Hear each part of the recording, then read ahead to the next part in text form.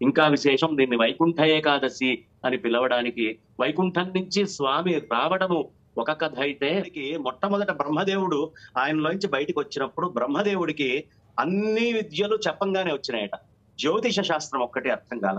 ఈ జ్యోతిష శాస్త్రాన్ని ఎలా అర్థం చేసుకోవాలో తెలియక తాను తపస్సు ఆచరిస్తే అప్పుడు రంగనాథ రూపంలో విష్ణుమూర్తి ఉద్భవించి ఆయన నాభీకమలంలోంచి బయటికి వచ్చినటువంటి బ్రహ్మ వైపు తదేకమైనటువంటి దృష్టి పెట్టి జ్యోతిష శాస్త్రాన్ని ఆయనకి బోధించారు బ్రహ్మదేవుడికి.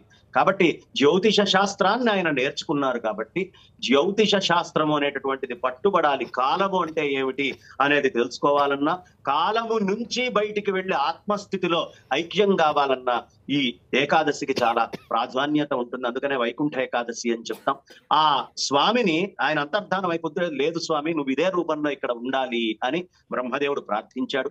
ఆ తర్వాత ఇక్ష్వాకు వంశస్థులు తపస్సు చేసి బ్రహ్మదేవుడి నుంచి ఆ దేవతార్చన తీసుకొని పరంపరగా చేస్తూ వస్తూ